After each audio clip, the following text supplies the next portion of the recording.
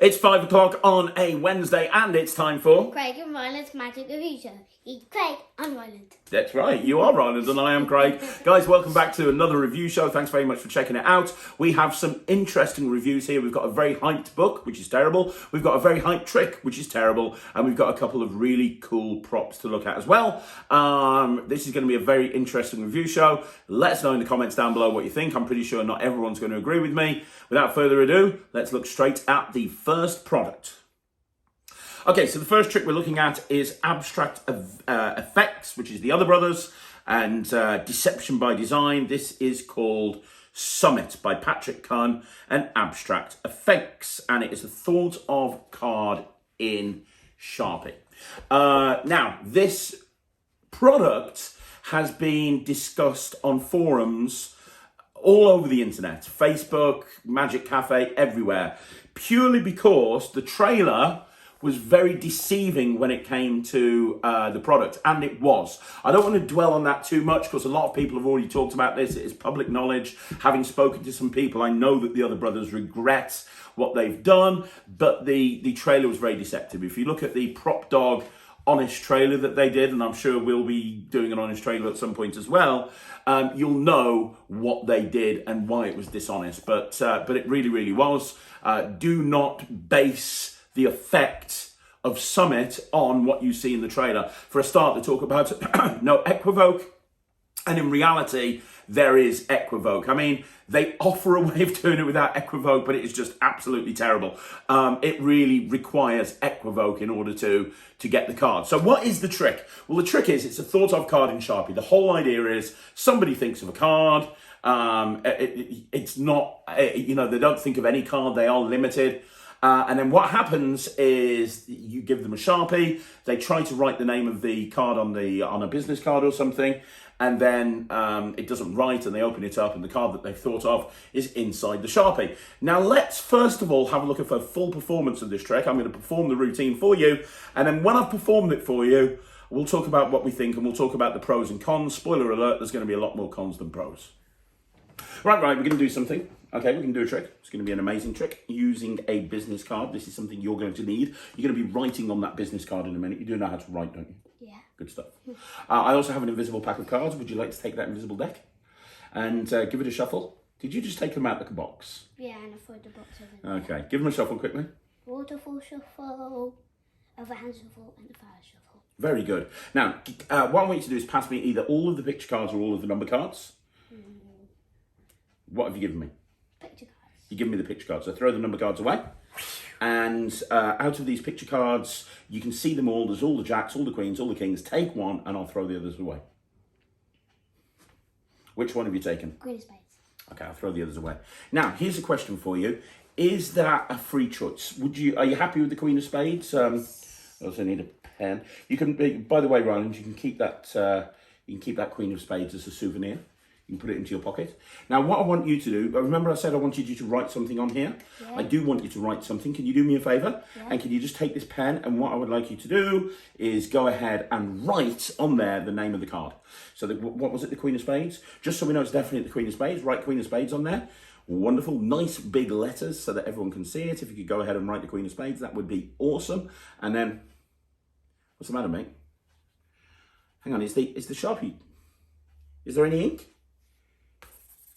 Oh, you know what's happened? You know what's happened? What? This can happen sometimes. Check this out. If I take the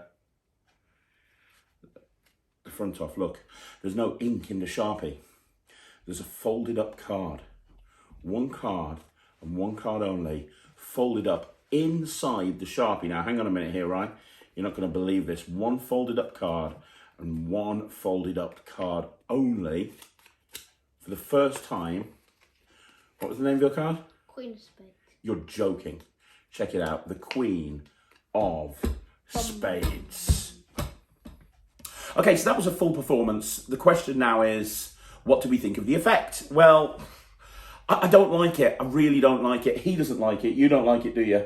And there's a few reasons we don't like it, aside from the dishonest trailer. So let's just move on from the dishonest trailer. There's a few reasons I don't like it. And the first reason is, as a trick, it doesn't really make sense, right? It doesn't make sense. And what I mean by that is, it's not like they're picking a card and it's disappearing and it's appearing inside a Sharpie.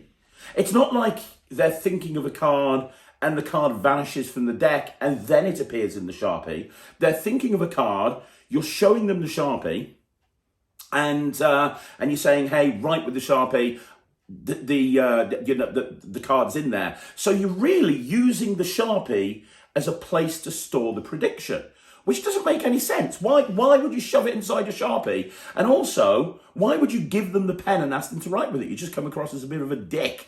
It's like, hey, I'm going to get you to write the name. You go, what? It doesn't write? Well, that's because there's no ink. Let's open up the thing, shall we? Oh, look at that. It just doesn't make any sense. If you were going to predict something, why would you shove it inside a Sharpie? Why would you do that, right?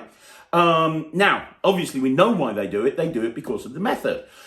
If you go and look at the Jerks forum, which is thejerks.com, I'll link it down below. If you look at the Jerks blog, which is a great blog that you should check out anyway, he puts across an interesting presentation, which does make more sense of this. But my problem here is I'm reviewing the product. I'm not reviewing the product along with suggestions from somebody else who has attempted to make the trick better. I am reviewing the product, and the product, as it is delivered and as it is explained, the product makes no sense whatsoever. It's a prediction.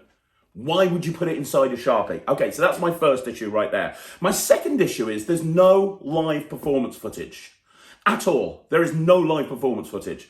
And there's live performances on the trailer. And at various different points, the other brothers say, refer to the live performance footage, but there's no live performance footage. Why is that?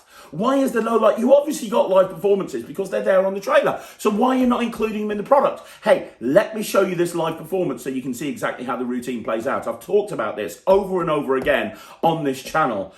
It's not like the other brothers have just half-assed this tutorial. They've talked about it in depth and they've given you lots of options, which is great. But there's no live performance. That's my second issue. My third issue is what you get with this is you get the gimmicked cards.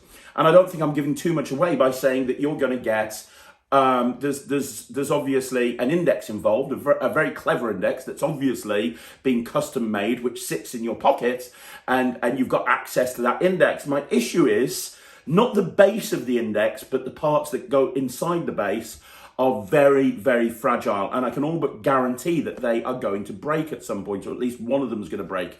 And if one of them breaks, that's it, you're in trouble. The cards are fine, the base is fine, but the actual things that go into the base, they are very, very fragile. I have to apologise to you, Ryan. I feel very passionately about this trick, so I'm not letting you speak much. I'm really sorry. But that's the other issue. It's going to break very easily. Now, then you come through to my main issue. My main issue with this trick is you don't need to buy the trick to do the trick itself, right? Because if you actually think about what the trick is, somebody names a card, and then the card that they name appears inside a Sharpie. You have to take the Sharpie out your pocket, and then when you take the Sharpie out the pocket, the card appears inside the Sharpie when they go and write it on the thing, right? Why can't, if this is a good trick, which it's not, but let's just pretend for a minute that this is a good trick. If this is a good trick, why wouldn't you just take a folded up card, shove it inside a Sharpie, and just force that card? And I know people are going to be saying, well, the thing about this is the other brothers say that this is organic. You don't need a pack of cards to perform this trick. So you don't need a pack of cards. So you can do it anytime, anywhere. Well, you're wrong, because if you're going to do this trick, you're going to have to take the index around with you. You're going to have to take the index around with you, and you're going to have to take a gimmicked pen around with you. And that index is going to have to sit in your pocket all day. So if I was like the sort of person who wanted to do this trick out and about, I wouldn't, I'd have to take this index with me. Whilst if I was doing it with just a forced card and a Sharpie, I could just have the forced card inside a Sharpie. I could just put a Sharpie in my pocket, take a pack of cards, and I'm good to go. Or I could do a verbal force of a particular card. You could shove a Queen of Hearts in a Sharpie and say, hey, do me a favour, name a card. And there's a very good chance that they're going to name a Queen of Hearts. Or have a couple of Sharpies with a Queen of Hearts in one and an Ace of Spades in the other. 80% of the chance then, you're just going to be able to do the trick. Name a card, Queen of Hearts, oh, brilliant. Do me a favour, can you write this down on there? And and if it doesn't work, you just do something else. Oh, Queen of Hearts, let's take that out of the pack. But if you've got a pack of cards with you, You can do whatever force that you want to do. Do me a favour, can you pick a card for me? Fantastic, classic force. Boom. Have a look at that card. Don't forget it. We're going to put it back in the in the deck. Very good. And that way, the Sharpie can be out in full view the whole time, as opposed to having to reach into the pocket to get the Sharpie and also to get the thing which you're then going to have to shove inside the Sharpie. It makes the thing a lot cleaner. Yes, you have to have a pack of cards with you, but I guarantee you that if the other brothers did this trick to somebody and they walked up to a group of people and they did the trick with their method, and then I walked up to the same group of people and I said, hey, we're going to do a trick right now. And I did the trick by just giving them a preloaded Sharpie and with a pack of cards. I don't think anyone's going to go, well, that trick was better because I named a card, whilst with that one. They're not going to think like that. If anything, the method the other brothers suggest that doesn't use equivoke, picture yourself as a playing card, to me, that would fool a blind monkey. You can't think about this like a magician. You can't think, well, because you've got a pack of cards in play, people think you're going to force the card on them. Nobody will think that. So you can achieve the same trick without an index by just having a Sharpie preloaded if you think it's a good trick, which it isn't. And that's my main issue with it. My main issue with it is it's not even that good a trick. Now, if you were using a regular card, right, you could use something like a torn corner principle or an indecessor, a gate and balloon indecessor. You could have the card inside the Sharpie that's preloaded with a torn corner. You could have someone pick a card. You could tear the corner off, give them the corner, vanish the card. It disappears. It's inside the Sharpie. That's an infinitely better trick. This has not been well thought out. This is something, I don't know if it's because abstract effects are new and they're wanting to make an impact on the magic community and they're trying to go out there and release as much stuff as possible and really make an impact. But I'm sorry. People are saying this is the best trick released in 2021. You are insane if that's what you think, because this is not the best trick in 2021. This has been rushed to market. This has been rushed. What were you going to say? It's the worst trick in 2020. I think it's the worst trick that's been... No, actually, I think it's worse than Triple Helix. I think it's worse than Triple Helix, yeah. Because at least Triple Helix, you could do it virtually. They tack a 2-minute video on the end about how you could do this virtually. Yeah, you could, but you could do it the same method. You could just have a preloaded Sharpie. Anyway, I do want to say, however, having ranted on this product now, I do want to say there is one advantage of this. Did you do a rant on this? No, I'm doing a rant now. I do want to say that there's one advantage of it that the other brothers didn't mention. Nobody on a forum has mentioned at all. But the gimmicks that come with it, not the holder, but you get a holder and you get 6 gimmicks that fit inside the holder. And those gimmicks hold the cards that you need to load into the pen, right? Those gimmicks that are placed inside that holder, they are very, very useful because they allow you in a very clean way to do a signed card in Sharpie, which I think is actually a really good trick. There's a couple of signed cards in Sharpie out there, but using these gimmicks, you can do a nice little simple sort of Sharpie style vanish, and you can get a signed card to appear inside a pen. Let me show you what I mean. Let's do a full performance of that, okay? And I'll show you what I mean so that it makes sense. Okay, right, so we're going to do a trick with a pack of playing cards, all right? Yeah. And you are going to take a card. Now, it doesn't matter which card you take. I'm allowed to look at it. So as I spread through the cards, which one would you like? You're going to write your name in it, so maybe one with a bit of white space. Quick as you can, buddy. The Ace of Hearts. That's got a lot of white space. It has got a lot of white space. So, I've got a pen over here. If you could do me a favour and just sign your card, that would be amazing. Nice big letters. Excellent stuff. Now that card is unique. Would you agree? Yeah. It's the only card in the world like that. So even if we have 1 million cards in the world, it's the only one with your name on it right there. Now we're going to turn this into a tiny little magic wand.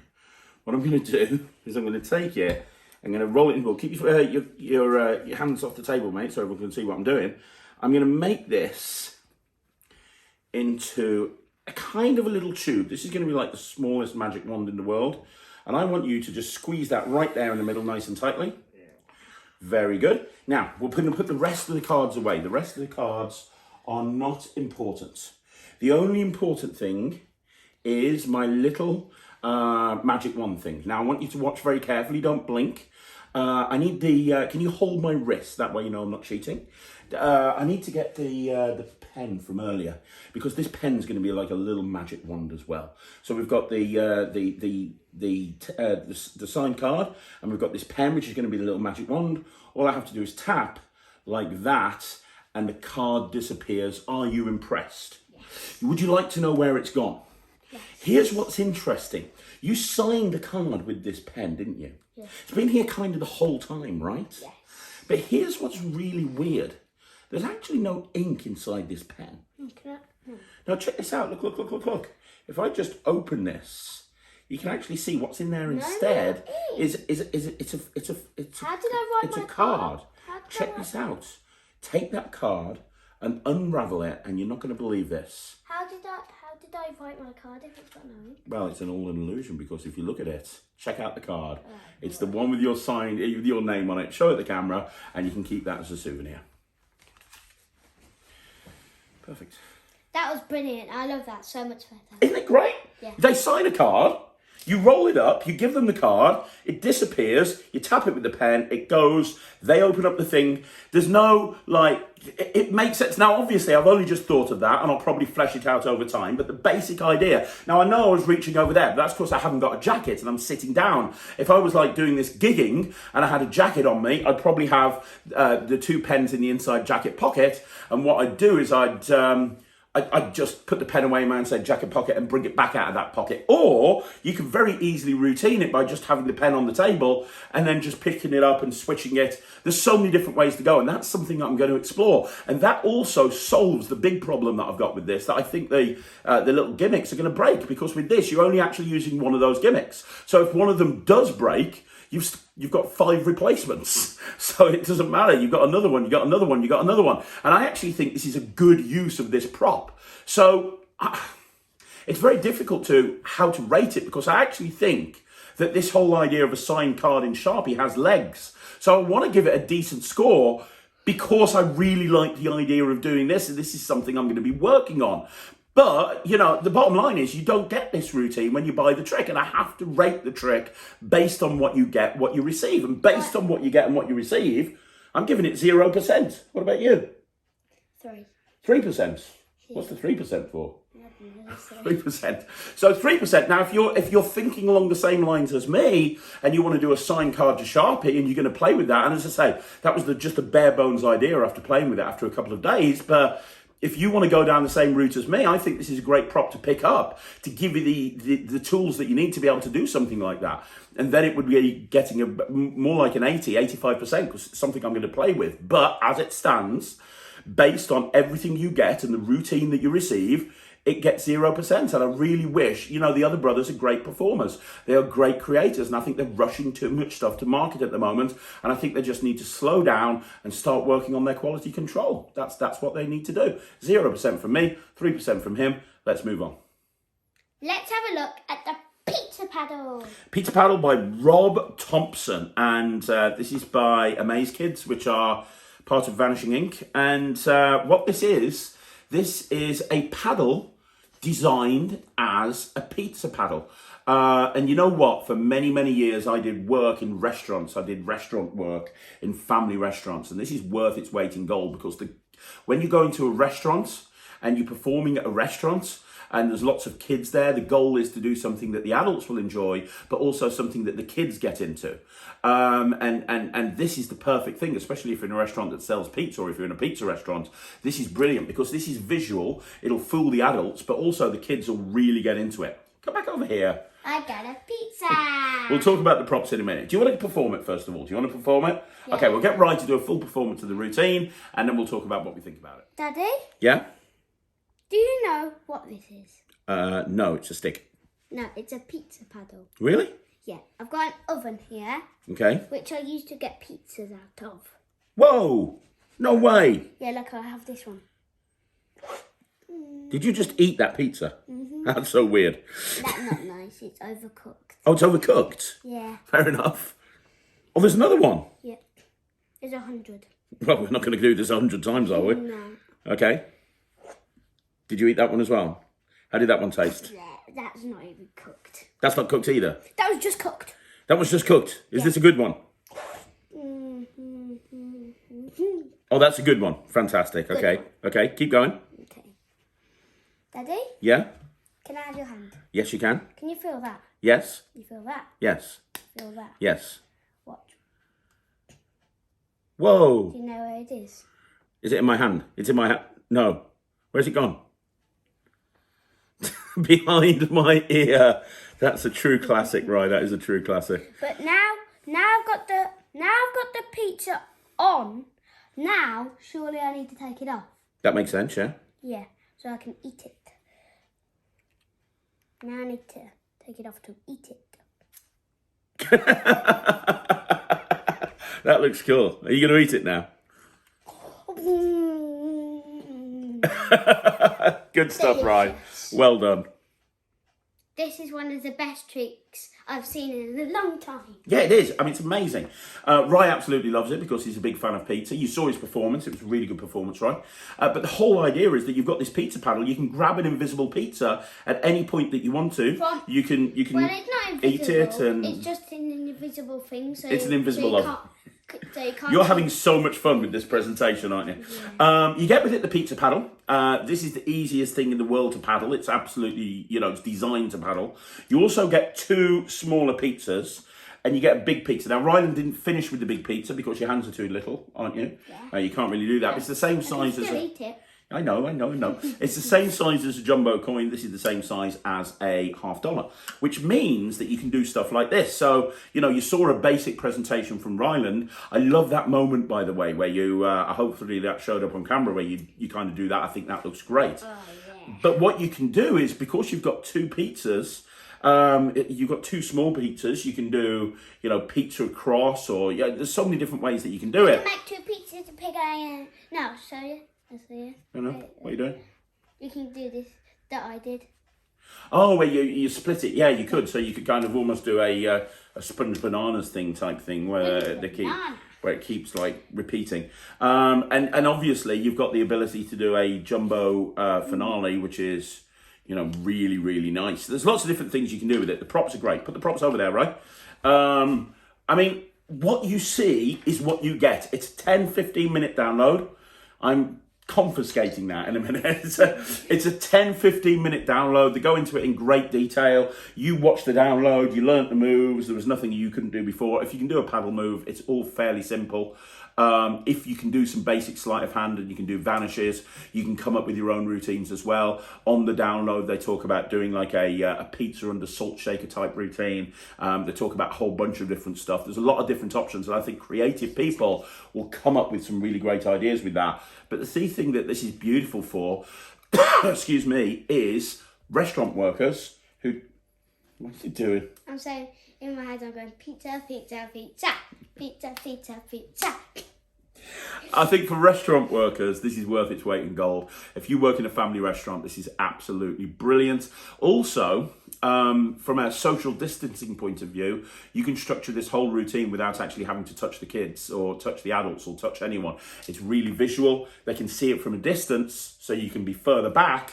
But you don't have to actually put anything in their hand. So socially distanced, it's great. You don't need a table. You can do a walk around.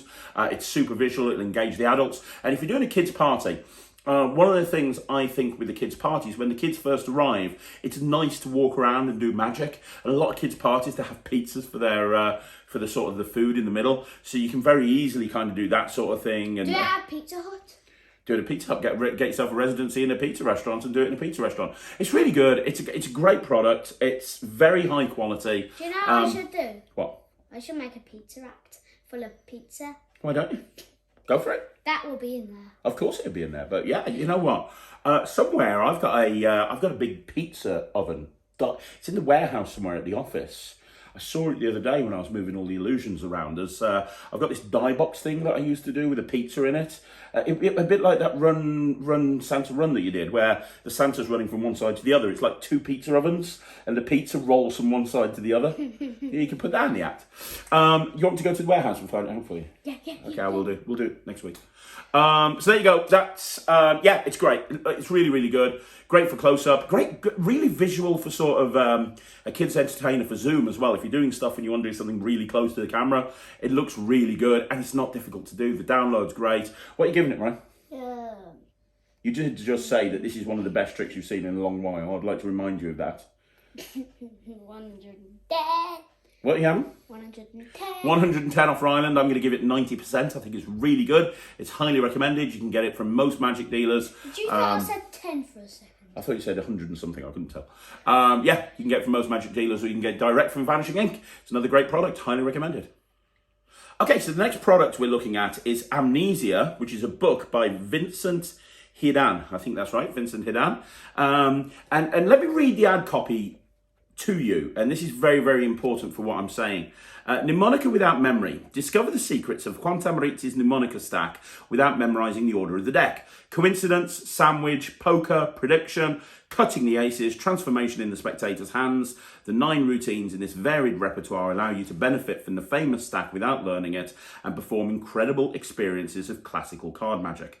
Enjoy the power of mnemonica and offer miracles to your audience. Now, when I saw this, any viewers of the channel will know that me and Rye love mnemonica, don't we? Like, we use it all of the time. We do so many different routines with it. And I saw this, I was like, my God, what a great idea. It's a book on routines with mnemonica that don't actually require the deck being memorized. My gosh, what a great idea. And there's 9 routines in here. I'm gonna tell you exactly what I think. I'm gonna perform a quarter of the book, because if you think about it, there's 9 routines. There's not really, there's 8. I'll get to that in a minute. But if you say there's 8 routines and not 9, I'm going to perform 2 of the routines. I'm going to perform the first 2 routines in the book. So let's have a look at a performance of the first 2 routines. A quarter of the book this is that I'm performing. It's a 200 odd page book. I'm going to be performing a quarter of the book, and then I'm going to talk to you exactly what I think about this. Right, I've got a trick with a pack of cards. Okay. Yeah. You need to pick a card, so do me a favour, just say stop. Stop.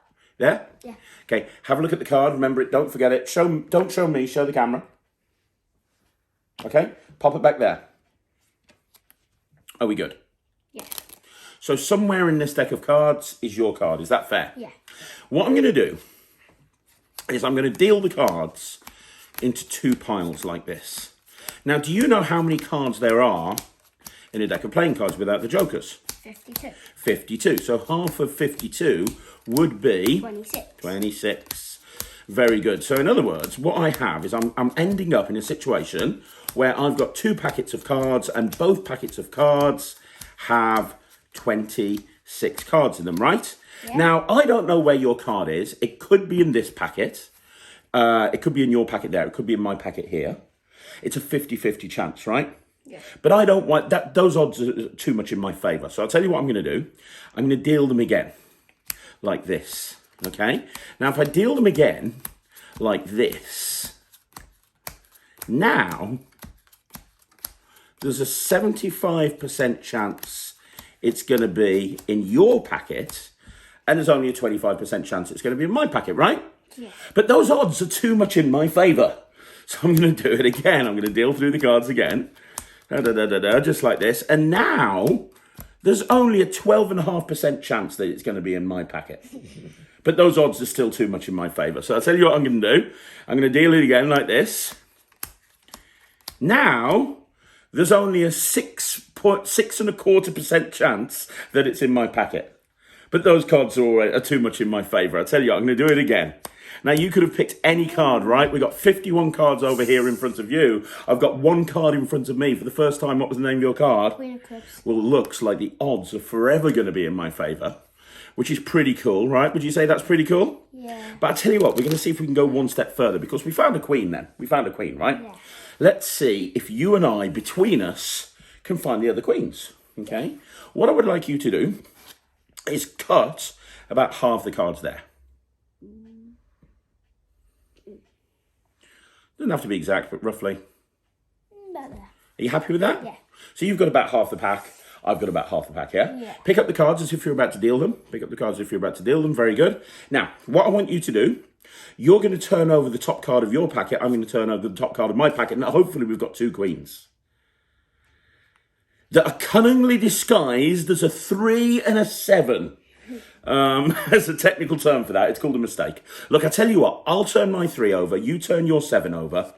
I'll put my packet in front of you. You put your packet in front of me. You pick up my packet. I'll pick up your packet. Now snap your fingers like this. And snap again. And now if we turn over our cards, we've got the 2 red queens.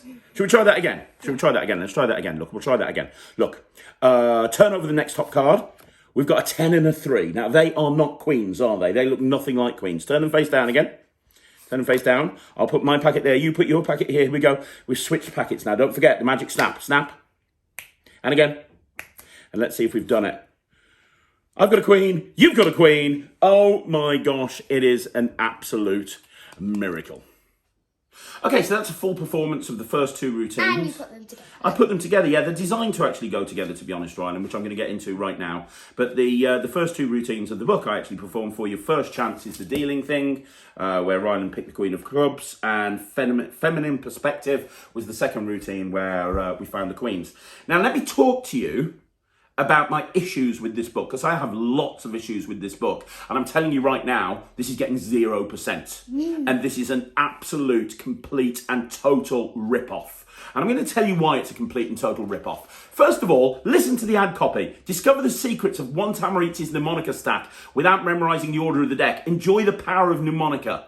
That is rubbish. Let me tell you why that's rubbish, right? Let me tell you why that's rubbish. So the first few pages of the book, right? So when we get into it, the first few pages talk about mnemonica, right? So we get up to page 27 to talk about mnemonica, and then we get into the page 29. And I was a bit confused because I was like, okay, he's talked about mnemonica. That makes sense because a few people that have bought this book might not know mnemonica. That makes sense. And then he goes, the next heading is modified mnemonica. And then he goes, the main routine is performed thanks to a very specific order, which we'll call modified mnemonica. Here is the order of modified mnemonica. Modified mnemonica is a completely different order of cards. It is not mnemonica. Number 1 in the mnemonica stack is 4 of clubs. They've got the 3 of diamonds. Number 2 is 2 of hearts. 2 of diamonds. Number 3 is That's really weird. 7 of diamonds. the Queen of Hearts. Number 4. 5 of hearts. No, 3 of clubs. 3 of clubs. Jack of Hearts. Number 52. 52 is the 9 of diamonds. They've got 5 of clubs, which is number 30. This is not mnemonica. This is not mnemonica. This is modified mnemonica. Now, the book is split into 2 parts. Let me explain here. The book is split into 2 halves. The first half, go back here, right, so I'm going to say, the first half, there's 5 routines. First chance, feminine perspective, 4 amnesiac errors, kingdom heart, board amnesia. Those are the first 5 routines. They use the mnemonica stack. They use the modified mnemonica. Then the bonus routines, of which there's 4, they use mnemonica. We'll get to those in a minute. But I really need to get into this. So first of all, modified mnemonica. He then talks about how to go from mnemonica to modified mnemonica. And it takes about 30 pages to talk about how to go from mnemonica to modified mnemonica. It takes about 30 pages. And when he gets there at the end, he actually says, despite the fact that this sequence of movements can seem long in writing, in reality, it lasts about 60 seconds. With enough practice or rehearsal, you'll find that these movements become automated. It's going to take more memory to do the 60 seconds of shuffling, dealing, cutting, and counting to get you into the position that you actually need to be in to do the main routines in the book. It's going to take more memory to do that than to learn mnemonica. And then he says, of course, if you prefer, you can keep the order of the modified mnemonica written down on a paper or in your smartphone so you can stack it in front of your audience. So in other words, yeah, that's exactly what I think. In other words, this is not a book of tricks. The first half is not a book of tricks with mnemonica. Nobody is going to sit there, go from mnemonica, memorize 30 pages worth of stuff to go into modified mnemonica. That is my first problem with this. So that's the first issue with it right there. Over half the book, I'm sorry, I don't think you can sell a book saying unlock the power of mnemonica if you have to spend, like 60 seconds of shuffling and cutting. I mean, just listen to it all. It's not like it's a little bit of shuffling and cutting either. It's so much. First of all, move this card to this position, then move this card to this position, then you're going to move 10 cards to here, then you're going to do this, then you're going to do this, then you're going to do this. So that's my first issue. Let's get into the next issue right now. Now, the next issue is when you actually get yourself into modified mnemonica, the 5 routines are designed so that each routine follows the previous routine. And what I mean by that is the first trick that I showed you, which was the one where I was dealing packets and there was an endless amount of dealing and I was ending up with the Queen of Clubs, which was his card, right? That routine changes the order of mnemonica, right? I think it was the Queen of Spades. It doesn't matter. That routine changes the order of the stack completely. And it tells you what the order of the stack is at the end of that trick. And then going into the next trick, you are set up to be able to do that next trick. Then when you finish the next trick, the order's changed again and you're ready to go into the next trick, and so on and so on and so forth. So in other words, if I don't like the first trick, which is the dealing thing, which I don't, the only way to actually do the next trick is by stacking a deck in a completely different order that I can't even get into from mnemonica, because the only way to get into it from mnemonica is to do the 60-second sequence that he talks about, then do the trick that I hate, which is the dealing thing, and then I can go into the next routine. So if I only like, out of the first 5 tricks, if I only like trick 3 and 5, I can't do those tricks from mnemonica. I have to find trick 3, work out what the stack is, take an entire deck, stack it to do that trick. Then I have to have another deck stacked to do trick 5. That's my next issue with it. The tricks in the main section run one after another. That's not unlocking the power of mnemonica. And my next issue is, right, I performed 2 tricks. The first one is boring as hell. Come on, it's a dealing thing. It's like, right, pick a card. Now we're going to deal 2 packets. Now we're going to deal again. Now we're going to deal again. Now we're going to deal again. And look, I've been ended up with your card. I hate dealing tricks like that. That's not going to be engaging in a real world performance, especially if that's the opening routine of your set, which it has to be, because it has to kickstart the whole sequence off. And then the second routine, bearing in mind there's only 9 tricks in this book, the second routine, which was the Queen production, that's a nice Queen production. It's a really nice Queen production. You can do that Queen production without actually having the deck stacked up like this. And I've been doing it for years when Peter Duffy published it. And he actually says, this is a version of a Peter Duffy trick. He actually says, here we go, this effect is my adaptation to mnemonica of a trick by Peter Duffy. No, it's not your adaptation of a trick by Peter Duffy to mnemonica. You can't do this from mnemonica. You have to stack mnemonica, do 60 seconds of crap to get yourself into modified mnemonica. Then you have to do a boring, self-working dealing card trick to get yourself into a position to do this. This can be done on the fly with a regular shuffle deck of cards just by shifting the queens during the course of a performance. I've been doing Peter's trick for years. But if you actually think about it, by the time he's taught Peter's trick, right? By the time he's taught Peter's trick, we are now at page 78. Now, there's 5 tricks in this first sequence, right? So, you know, he's proudly going on about how there's 9 routines. The first 2 routines I've performed for you. The other 2 routines are okay. And then you have board amnesia at the end. That's one of the 9 routines. Remember, this book says you are unlocking 9 amazing routines, 9 powerful routines. That's what he's saying, 9 powerful routines. Well, let's look at board amnesia, which is the 9th routine, right? It's the 9th routine. Sorry, it's the last routine of that set that you go into modified mnemonica with. For those who don't know the classic effect shuffleboard by Simon Aronson, the deck will end up in a position with switching just 2 cards, which will allow you to do shuffleboard, which is great. Shuffleboard's a great trick. He then goes on and says, Simon's method and Aldo Colombini's presentation are not mine to describe in detail, so I recommend you read the original. So one of the 9 routines that this guy is promoting in his book is not even teaching. He's just saying, go get shuffleboard, and then this trick can, this book can actually do shuffleboard. So he's not even teaching it. So you take one of those 9 routines away, that leaves you with 8. The first routine that I performed is boring as hell, that leaves you with 7. The Queen production is one that you can do with a regular deck of cards, and it's been around for years, that leaves you with 6. Do you see the point I'm trying to make here? This book is bloody terrible. So then you go into, I'm sorry I'm going too much into this, but a lot of people have been raving about this. Oh, you know what? It might be. Wait there. I'll just see. It depends how worked up I get. Right. Then you get into the bonus section. And the bonus section is amazing. Let me tell you why the bonus section is so good.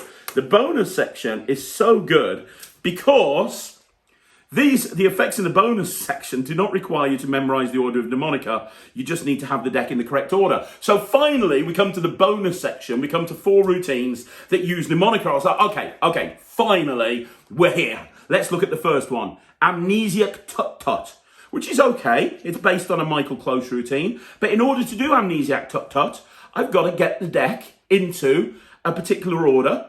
And I've got to do 3 perfect faro shuffles to do that. So in order to do the trick, I can't start from mnemonica. I'm not unlocking the power of mnemonica. I'm unlocking the power of mnemonica if I do 3 perfect faros and then get back to mnemonica. I've either got to do 3 anti-faros or 5 faros. That's not really unlocking the power of mnemonica, is it? And then you've got the next routine. That one goes on forever. Then you've got the next routine, Amnesiac Blackjack, which again requires some jiggery pokery and some moving stuff around. Not too much, to be honest, but it requires you to move some stuff around. Okay. To be honest, that's probably the best trick of the book. If you like that sort of thing, it's okay. It's okay. But again, it requires you to move some stuff around. Then you've got a spelling routine, which is incredibly boring, which requires, again, this is what you have to do. You have to move, you have to set it up. So you're going to take this card and put it into this position. Then you can see there's 4 pages of stuff that you have to do before you get it into a position where you can actually do it. And then you do the trick and it's okay. It's okay. It's all right. And then the last one, which is this is all probably poker stuff and demonstrations. I'm not really into that the best of the times anyway. Look, I'm not going to go into this anymore. This is absolutely terrible. I feel lied to. I feel more lied to about this book than I did about Summit. I really do. I just can't believe it. I keep reading it again and again thinking maybe I misread the ad copy. But it's fairly clear. Enjoy the power of mnemonica, another miracle. 1,000. It's just dreadful. It's dreadful. I don't understand what this person's thinking of. I don't understand. And the fact that over half the book, I can't actually do one of the routines without actually going from mnemonica to modified mnemonica to doing one trick, then another trick, then another. Billion. I'm really disappointed because I love books and I love mnemonica, and I'm really disappointed. I'm really disappointed. I've read the whole thing, 9 routines. There's not 9 routines, there's 8 routines. If you're not going to teach a routine in your book and you're just going to say, you give them a reference of where you actually can learn it from. You can't market a book as 9 routines if one of the routines you don't teach. You could have at least got permission to teach it. Lots of other people have taught variations of shuffleboard. I've seen so many different variations. So it's not like it's difficult to get permission as long as you're actually building on it, which you're probably not. How much is the book? It's about 30 or 40 quid. That's terrible. I know. Get it. I'm sorry. This is dreadful. He's giving it -1 billion. I'm disappointed because I love references to mnemonica. I love learning stuff with mnemonica. You love learning stuff with mnemonica, don't you? This,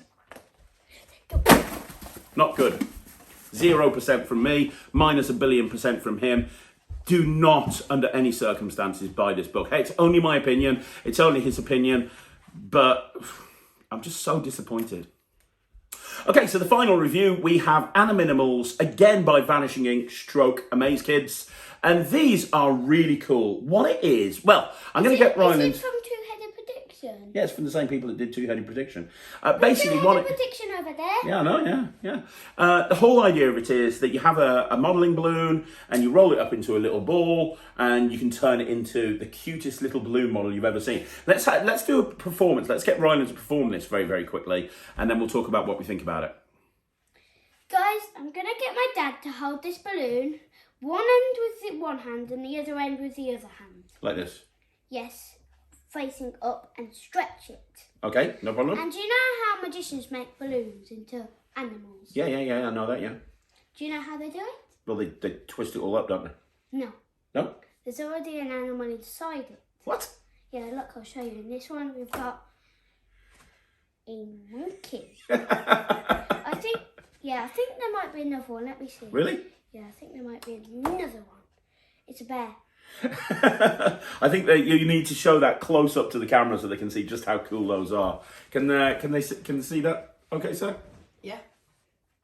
So that was an example of that thing that Ryland did where he pulled them off. That's called the snap production. The whole idea is that you get these really cute balloon models. There's like 5 different ones. Yeah, there's 5 different ways to do a snap thing. My favourite, his favourite was the one where you pull it off. My favourite is one where you kind of roll it up into a ball at the tips of your fingers, and you say, look, I'm gonna put this into a little ball like this.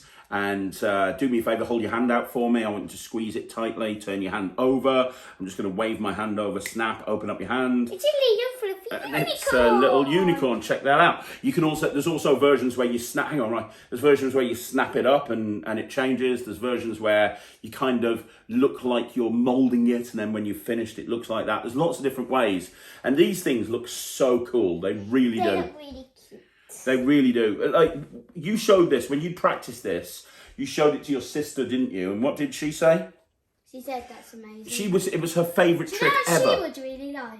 What? I think I might give it to her, but she would really like the pinky doggy. The pink dog, yeah. Now, he also talks about how you can do this in a kid's show, and you can use a change bag at the end. So you can change a balloon into one, give it to a kid, and then, right, grab the change bag. So you can then, if you've got a change bag... Do you see this bag? It's empty. Yes, it is empty. Yes, it is empty. Now let me just wave my fingers over. Studio! And you can make tons of them appear. And you can see they're all different colours. And you can give them away. You can give them away. And the point on that is they are very inexpensive. Okay, they are very inexpensive. It's not an expensive thing to buy. You can get bags of 100 of them, so it is something that you can give away. You getting rid of them and putting them in the bag, yeah. It is something that you can give away. And to be honest, I think, well, like I say, he did this to his sister Thea, and she said it's the best trick she's ever seen. I think that you try and make one of these for a kid, I think they'll love it. The thing I think this would be best for is for a wedding, because I think that you can go into a little kid's room and you do the trick, and then you give somebody. Well, I'm thinking when you go to when you go to a wedding and you're a serious close-up magician, there's always kids on the tables, and you want to do something for the kids, but you don't want to do anything overly too kiddish. You don't want to be going there making balloon models for them all. I like the idea of like going up to a table at a wedding and saying, hey, let me show you something, I'm not a balloon modeler, but can you hold this for me? Kaboom! And pulling them out. You could even change the method. So if there's 2 kids on the table, you could pull one out in the middle and then roll the other one up and change it. So there's so many different ways you could do it. You could even maybe use this as an upsell at a wedding. And what I mean by that is you could have a little video of you performing this trick and showing it to camera and saying to a bride, hey, for an extra 20, 30, 40 quid, all the kids on the table, I'll make sure they get one of these little balloon animals that they can keep, and they're very unique, and they'll never have seen anything like it, and do it as a little bit of an upsell at a wedding or something like that, or a christening. I think that would be a really good idea. I don't think many restaurant workers are going to do it. I mean, even though it's cheap, the refills aren't that expensive. When you work in a restaurant, you don't want to be giving... I think if you go to one table and make one of these, everybody's going to want one, and you're going to end up giving 100 out at a restaurant if you work in a busy restaurant.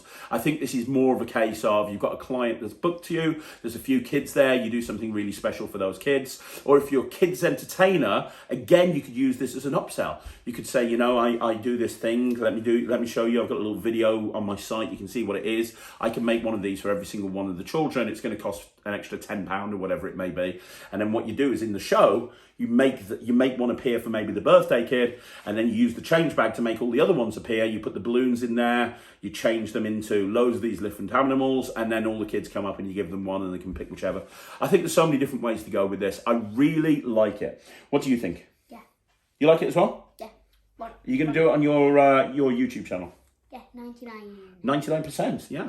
I'm going to give this 100%. I've got to give it 100%. Okay, I'm giving it 100%. Just because I think there's so many different ways you could use it as an upsell. If you give it 100, that means I give it an out of 10. You know what? That means 110.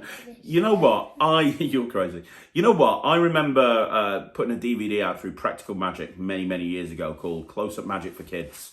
And it was me and a couple of other guys, and we did lots of close-up magic designed specifically for children. And there were some really nice ideas in there, but tell you what, this eclipses anything on that DVD and then some. This is absolutely amazing. And for me, it doesn't make you look like a kid's entertainer. So if you're doing a serious close-up gig where there's kids there, adults will find this magical. It looks amazing, especially some of the productions look so good, and yet it's really easy to do. So it looks amazing. You've still got your credibility there, but you're giving a really cool giveaway to the kids as well. I think it's absolutely brilliant. It's highly recommended. 100% from me and 100%. 110% from him, 100% from me. It's highly recommended. In fact, I'd probably say this is the trick of the review show this week. And that's another review show in a bag. And again, that's another review show in a bag. Well done. Right, okay, that is another review show in the bag. Guys, let us know in the comments down below what you think of the different things that we've reviewed. Summit sucks, Amnesia sucks. All the stuff by Maze Kids is absolutely brilliant. However, you might want to think about Summit if you like the idea of putting a sign card into a Sharpie. I think that has legs. And as I continue to work on it... Do not buy it, do not buy it, do not buy it. Don't waste your money. But he said, I will be posting when I flesh the routine out a little bit, I'll probably put it on a Magic Live and you guys can tell me what you think. Outside of that, make sure you follow him on YouTube. You're up to almost 350 subs now, right? Put this onto an honest trailer. I'm gonna, don't worry. That's happening. Yeah, And a rant. you're up to about 350 subs right now, so you're doing really well. If you want to follow Ryland, he is on YouTube as The Kid Magician. Don't forget to subscribe to this channel. Leave a comment down below. If you want to see more videos like this, please like the video. And yeah, let us know what you think. And I'll be back again tomorrow with a magic stuff. What have I got going on tomorrow? I've got a really good one tomorrow. It's a follow-up to the set list thing, which was very, very popular. So look out for that. And we'll be back next week with another review show. I'm Craig. I'm Ryland. Bye, everyone.